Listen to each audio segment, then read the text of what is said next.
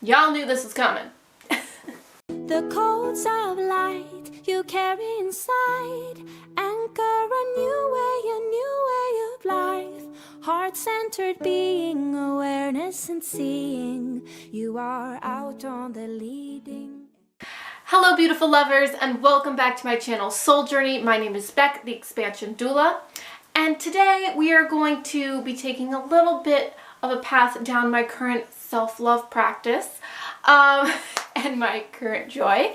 For any of you who follow me on any of my other social media platforms, I think you knew this was coming. Today we are going to be talking about my favorite 10 plants. Recently I have started a plant collection and I have done a lot of research and a lot of studying. This is something I really enjoy doing. I love doing it with the animals I have and plants. I really love biology and genetics and things of that sort. So anything to do with the living world kind of excites me. And because I am not an expert on plants, this is all very new to me, but I am researching a lot and learning about all different types of plants. I thought I would take you through my favorite plants in my collection. So far, none of my plants have died. Pretty excited about that. Fingers crossed. And so, I've had to deal with a couple little things, and it seems that I'm getting over those hurdles, so I'm excited about that.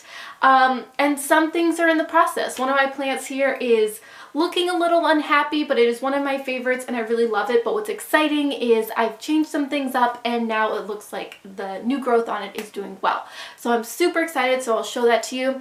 And I'll talk a little bit about each one and why I like it so much.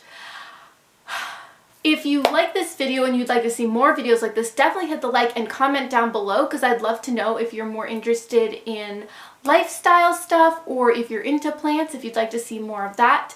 And if you'd like to see more of my regular content, you can hit subscribe. I do try to post, there is a hair. I like to post videos every Friday, Monday, and Wednesday, even if I don't get to it every time.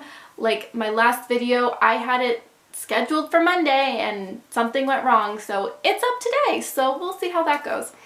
So definitely let me know, and let's get on to the video. So I want to start off talking a little bit about why I like plants so much. And I have a video from way back when called Plant Consciousness or something of that, Plant Spirits. You can go back and check it out. It's pretty obvious. The thumbnail's like me with plants. And I am a strong believer that there's consciousness in everything, and everything in existence is a being and has a certain experience. Now, we all have different experiences because we are an offshoot of consciousness, and we all decide to come down as different things, and I believe we can come down as anything. And so I believe that all of these plants do have a form of consciousness in them, but they have a very different form of consciousness or experience. And what's interesting about plants is they are, well, one, grounded, and two, they're very go with the flow. They have to be a non-resistance. And we are starting to learn a little bit more about plant consciousness and that they are aware and they do communicate. We now know that trees communicate. Mushrooms are practically not even plants. They have a mycelial network, which is almost like the synapses of a brain. It's pretty amazing. And so plants have different ways of communicating and expressing. And there are some people who even say they can telepathically communicate with not only themselves, but they can pick up on the thoughts and energies around them, which within my beliefs does not surprise me. Again, I mentioned the other day that I am a huge lover of Avatar. And a lot of these concepts came out when, like, to the public when that movie came out, and it was like, oh, that would be such a cool idea. And then we've done more research and found out, wow, these might actually be in alignment. I still believe that movie was channeled. Again, if you would like me to do a video on that, comment down below. I may either way. So anyway, because I am a Taurus sun on the cusp of Gemini and a Virgo rising, I find when I'm not grounded, I am really not in a good space. And for most of my life, I've been pretty ungrounded. And I've never really delved into honoring my earth side. But recently, and I have always, but recently I've just really been kind of delving into plant therapy, which when I've, seen other people on YouTube who do plant channels, they really talk about this. Plants are very healing because not only is their vibration extremely healing to be around, but you're nurturing something and it's a very slow process. There's a patience involved. You have to get to know the plant to care for it properly, and it can't just speak to you. You have to be very observant, very mindful.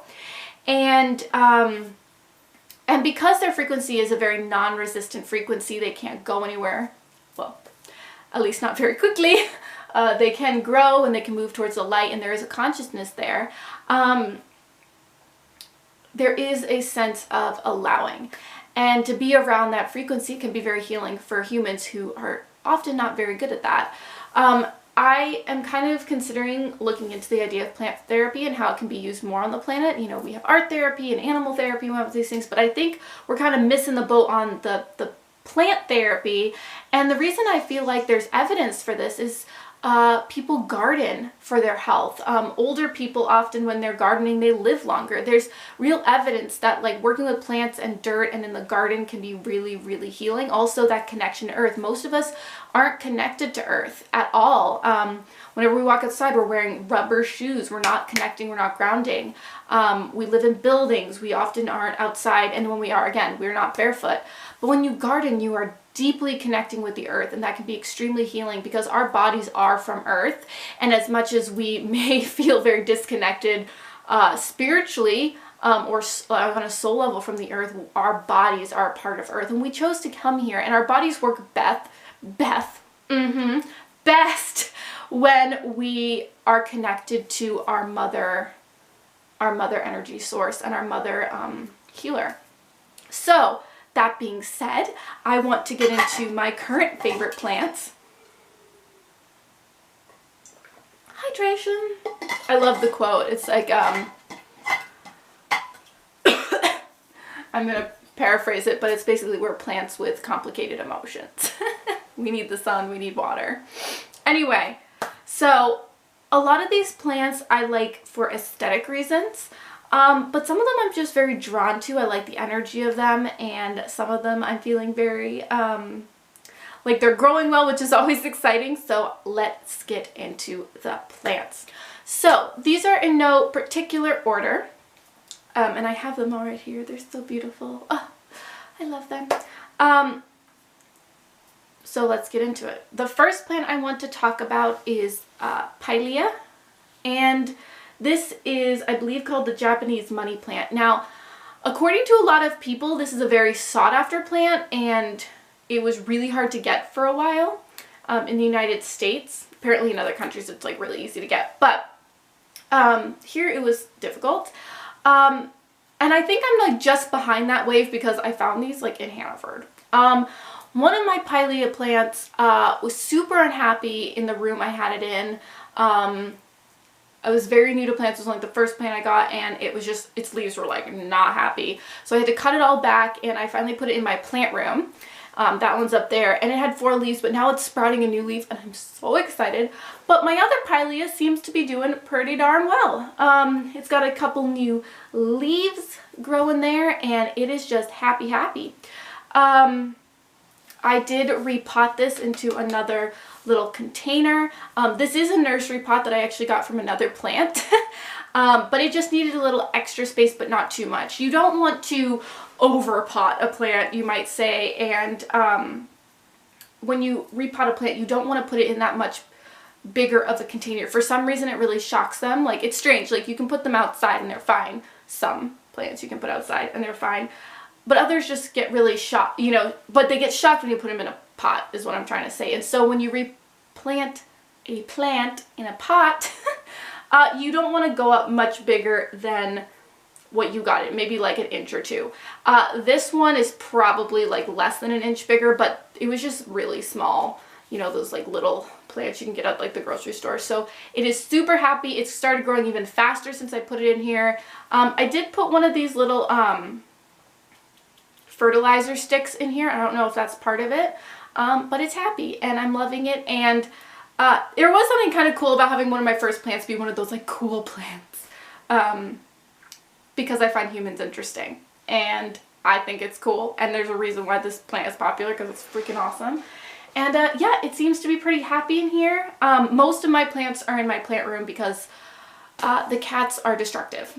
So I keep them in here, and this little baby seems to be doing really good, and I'm excited to see how it goes. And it looks like I said, like my other one is starting to sprout new leaves, so hopefully it will be looking like this pretty soon. Alright, so my next plant is an anthurium, and I actually have two of them. I have one right there, which was the other plant I got with my pilea plant, and they both were super unhappy. Plant newbie. So I brought it into my plant room, and now it seems to be doing great. But this is my new anthurium, and I actually have this in the other room, but I've got it in a different spot, and just everything's better about what I'm doing with it. So it's doing really well. It's got all these little leaves down here, and it's got its flowers. Now this flower is opening up quite slowly, and I don't know if that's like an anthurium thing or what, but it's still looking pretty healthy. And the flowers are staying, which means, as far as I've researched, it means it's doing pretty well. And it's in this little pot. One thing I have found interesting is I'm very much about wanting to be sustainable. And I like the idea of having my pots be either, you know, ceramic or terracotta or whatever. And all the planters that I take them out, I do save them so I can do like replanting. So none of them are like going in the trash unless they're like destroyed, which I think only one of them was. So that's been cool, so I'm able to reuse them. But what I am noticing is that the plants in the terracotta are drying out faster, so they do take a little more care. So I'm feeling a little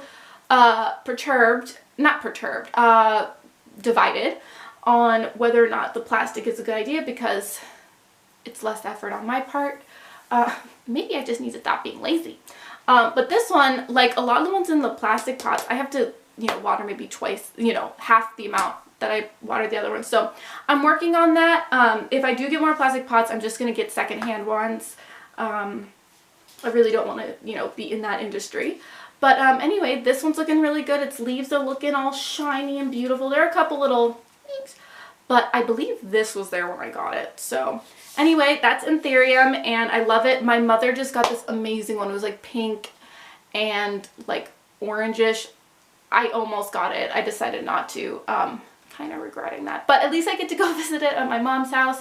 They're super pretty, and I love it. So these were my two first plants in my collection obsession. But not those specific ones, but those types of plants. All right, moving on. So next up is a little plant that I got semi-recently. I can't tell if this plant is happy or not. It's not wilting. It's, you know, it's doing fine. And pothos are supposed to be really easy to take care of. It's almost like, you know, plant 101 stuff. But it's this different kind of pothos, and it is called a pearls and jade pothos. Epipurium urium. Yep. I can barely read English with my little bit of dyslexia, so Latin's like a whole other thing. But this says it is a hybrid. So anyway, I want to show you guys. It's got a little unhappiness here, and that keeps spreading, but it's only on this one leaf, so maybe it's just a leaf. I did put it a little closer to the sun, so I think it's going to be happier. But this is absolutely gorgeous. These leaves are amazing. It is variegated. Unfortunately, the biggest variegated leaf is the one that's unhappy. But these leaves are just stunning, and I really like pothos because they do that vining thing, and so I have, I believe, 3 pothos plants now. Actually, that's not true. 4. I have a sprig of one that's blossoming, and then I have a couple, oh, it's gonna, I'm spacing it right now. Yeah, the other ones that look like pothos, but they're darker green, and yep, spacing it. Glad they're not on my list. But I love the vining, and my goal is to have pothos all over my house. And I'm excited about this because I'm going to go about it in a way that the cats can't get to it. So what I'm going to do is I'll hang, you know, the pothos And then as they come out, I'm going to put hooks and I'm going to put them around. So basically everywhere in my house, it's going to be like viney jungles. So I'm loving upon my, I almost thought of it. It's right at the tip of my tongue. You probably all know what I'm talking about. So I'm loving on my pothos, and I am going to eventually propagate more. And yeah, but this is my current favorite one, my little variegated pothos. I'm so in love. You're so pretty. So, and it seems to be doing good, but for some reason I have this feeling it's unhappy, but I could just be being paranoid. Not sure. All right, so the next plant that I want to talk about is my English ivy. This was another one of my more older plants that I got, more, you know, near the beginning. And I really liked it because ivy apparently can do better in low light. I try to buy plants that are more low light. I have a lot that aren't, but more on that side because I don't have a lot of windows in my house. And there's just, the lighting's not a great situation. Even though this window is like southeast, I believe, and I believe I have a northwest window. But there's just not a lot of it, and there's like trees right here, and it gets cloudy a lot, or it has been. So I do try to go towards more low light plants. That's why I have my peace lily over here. It's getting about medium light. I love my peace lily. But I thought I'd leave it over there. That'll be for a different video. I'm super happy I saved that one. It was unhappy. You wouldn't know what to look at it, but it was. Once I pulled it out of the pot. Anyway, English ivy here. And this is, I believe, like the most common. It's the Hederia, something like that. And at first I wasn't sure if it was happy. Paranoid plant mom. But it is growing. It is getting bigger. The leaves are doing great. And again, this is another vining trailing. So I'm pretty excited about that. And I do want to look to see how you propagate this because I love a lot of this around the house. So anyway, pretty. And yeah, love it. Again, plastic pot. So convenient for the plant lover. Just don't throw them in the trash. You know, like, try to keep them and reuse them. That's the way to go. Then it's not single use.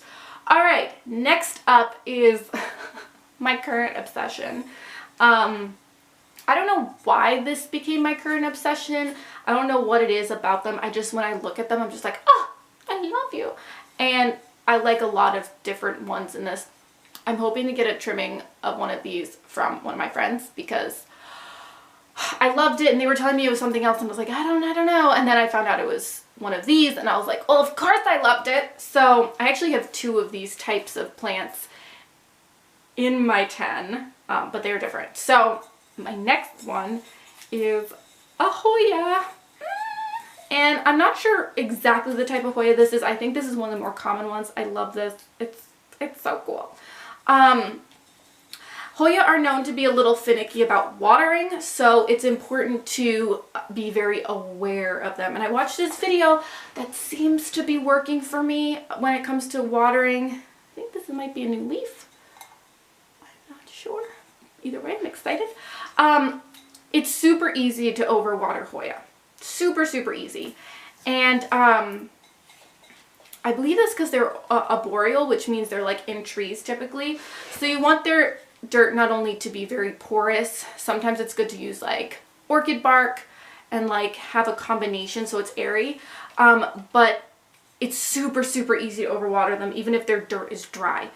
So I'll pass on what I heard. Again, I'm still a newbie, but it seems to be working for me. So number 1, they don't like to be repotted.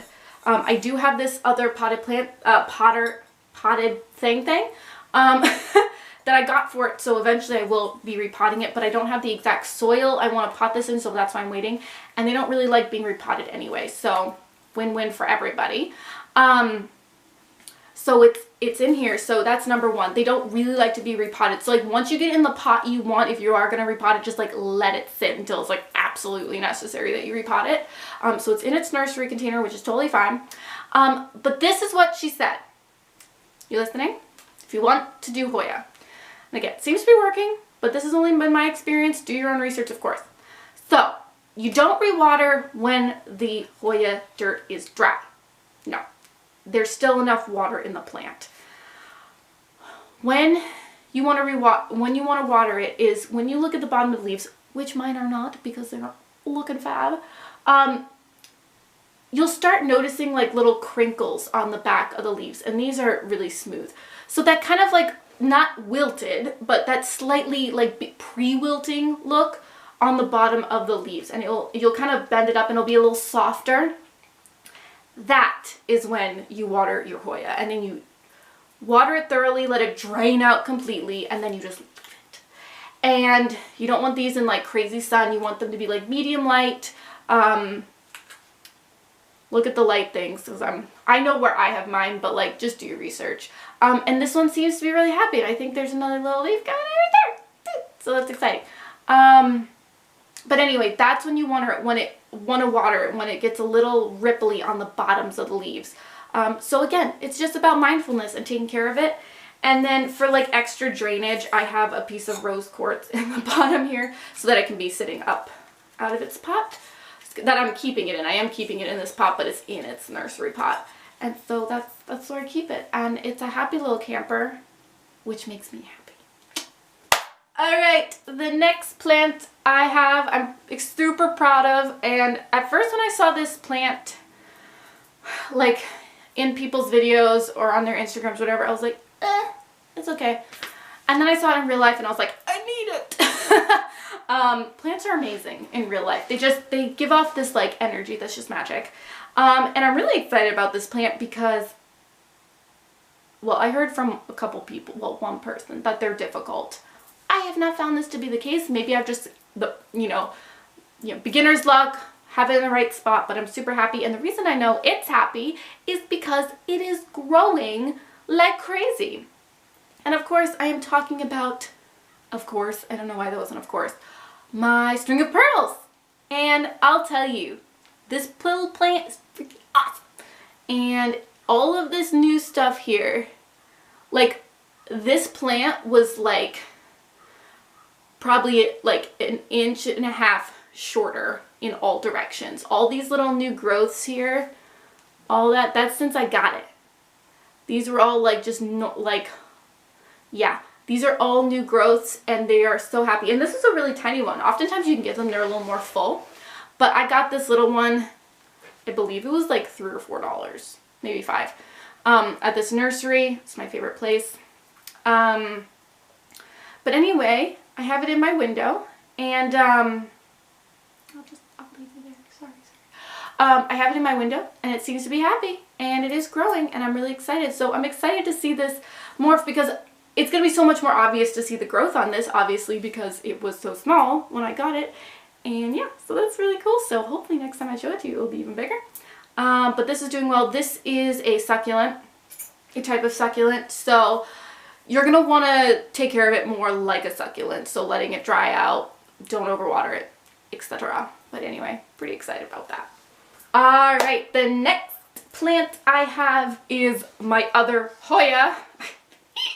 And I've only seen one of these in a store. I don't have like a ton of stores around me for this, or at least I haven't like really sought out. I tend to go more to like the box stores right now, and I have gone to a couple nurseries, which has been awesome.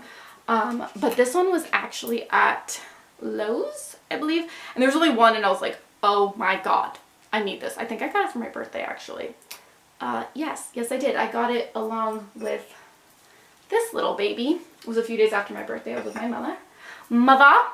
But when I saw this, I got super excited because I have seen this in other videos and people have it. And this is the Mighty Rope plant. And this thing is so cool. And yes, that's exactly how the leaves are supposed to look. They're just so wild. I don't even think I've watered this once. It stayed moist. And again, Hoya, do not want to overwater. Its full name, you ready for this? Hoya carnosa compacta. Sounds like I know what I'm talking about. Anyway, I really haven't had to do much with this. It looks like there are some new leaves coming out here, which is really exciting, and over here, so I think it's happy.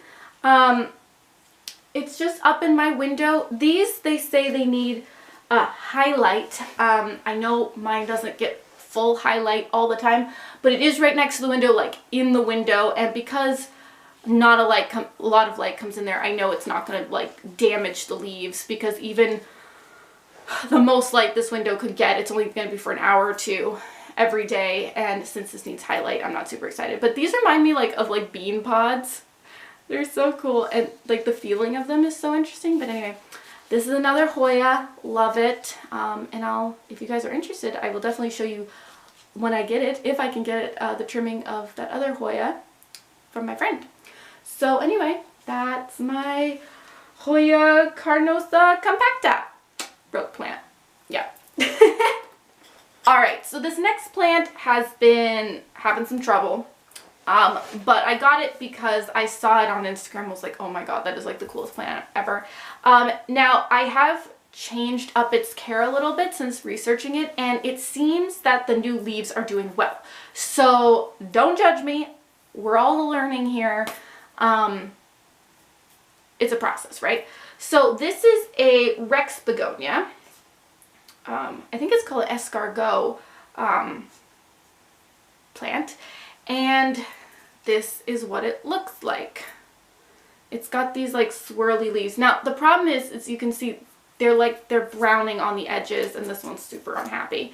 And I was like, the fuck, why is it doing that? And I'm not sure if I want to take these off yet. These are doing fine. I think I'm going to take this one off soon. Because it's probably just taking in nutrients from the plant. Anyway, so what I found out was that this happens when you don't have enough humidity in your room. So I don't have a humidifier in here. I'm thinking about getting one, but I do have all my decks in here, so I'm a little about it. But in the last couple days, I've lightly sprayed this down. Now, again, I am a newbie, that I didn't get this information, so do your research. But it needed more humidity. So I watered it thoroughly. I'm going to be a little more on that so that the humidity of the dirt is kind of hanging out. I've heard that's a thing. I don't know if it's real. But since I started misting it a little, just like a little bit every day, it seems to not be getting worse, except this leaf, which I think this leaf might just be like not happy. But these have not gotten worse, and there are 2 little leaves right there. And this one's actually gotten bigger in the last 2 days, more than it was, so I think it's happier. And neither of the little leaves have any browning. So I'm really hoping that I caught it and that we're on an upward thing. So again, this is the Rex begonia. I hear this is like a fairly common begonia, but I've only seen it once placed, so I'm hoping... I don't know what I'm hoping. I don't know where I was going with that. But anyway, I did repot it. It's in this nice terracotta pot. It's actually quite moist. So I'm just letting it sit. I'm letting it do its thing. But it seems to be happier than it was. It was getting a little wilty, but now it's fine. The leaves are going, but I think they're fine. We'll see. But either way, this is still one of my favorite plants. And I hope it comes out of this. I mean, if you look at the leaf, I mean, it's just so cool. And then underneath, you can see there... And it's got this red. Oh, it's just so beautiful. So hopefully it will come through. All right. The next plant, 2 plants left, ladies and gentlemen, is the Crispy Wave Japanese Asplenium nidus fern. You've probably seen these like in the Hannafords or the supermarkets. They're really about air purifying. And John Michael and I had one of these a couple of these a while ago, and they died. It was sad, but I had no idea what I was doing. And I think that is because we did not water it enough. These plants need to stay moist, from what I'm learning. And they're so cool. I think they're called CRISPR plants. Oh, Crispy Wave, something like that. CRISPR? No, that's the genetic modifying thing. Yeah, just different. But their leaves are like super cool, right? Like, oh, they're so cool. And what I'm noticing, this says specifically water it twice a week, which for those of you who will like go with the typical water once a week, which by the way, not really accurate. Every plant is different. You just want to be paying attention to your plants, get to know your plants. They're all unique. This one needs at least twice a week, it says. Yeah. Fertilized monthly, blah, blah, blah. Always keep soil moist. Yeah, so this is one of those plants that you do not want it to dry out. A lot of plants are fine with that. You know, you water them thoroughly, they dry out, they good. And then you water them again. This, you do not want to do. And I realize now why my other ones died, because I definitely wasn't keeping up with them. And this one I'm noticing is I'm having to water this every couple days. So if you really don't want to do that, don't get one of these. But these are specifically known for air purifying, like all plants do that, but like these ones specifically. And they grow their leaves out of the middle, which is pretty cool. And I've had a few little crispies on here, but I'm trying to be better with it, and more I'm realizing, okay, every couple days you need watering. So I just watered it today, but it's doing good. Like it's not doing bad. And my own camera cutting me off. Anyway, I think it needs all that water because these are so crispy and hard. Like they're just all that water. So anyway, that's a really cool one. Again, this is a fern, crispy wave. I think you could probably look that up. But yeah, Japanese Asplenium nidus fern. Fern sounds so plain after all of that. And again, probably butchering it. So don't come for me in the comments. Educate with love. So yeah. Also, on that note, like, if you have any tips for these, any of these plants, definitely comment down below. I'm totally open to learning. I am in the learning phase, so if you have any ideas, let me know. Yeah, exciting. Okay, our last plant. Now, this is, I believe, my most recent plant. I believe. I did get a few trimmings from my mom. I think I still had those before. I think this is my most recent plant, and I saw it the other day while I was out with my spirit dad, Brooks. Again, Lowe's.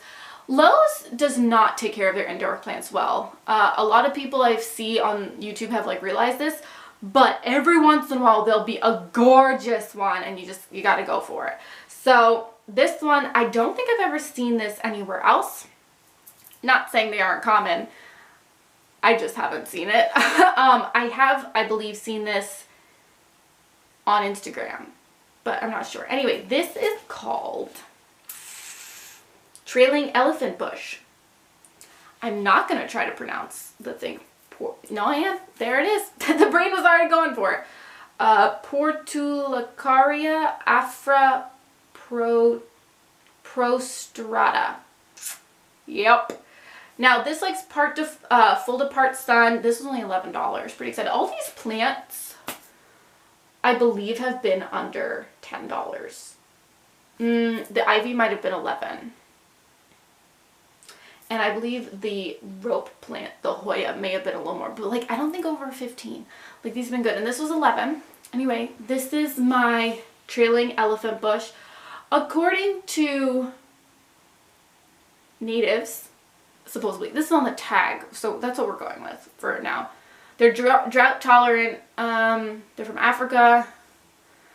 80% of the elephant's diet, and can be up to 80% of the elephant's diet. Needs well-drained soil. This is, as far as I know, a type of succulent as well, which you can kind of tell from the leaves. They're that kind of more meaty. I don't like using the word meaty. They're more of those thick leaves. And so these definitely, you don't want to overwater this. So just like keep an eye on it. I don't think I've watered this one either. Again, these plastic pots, they work wonders. But I also think these plants are just good at like doing their thing.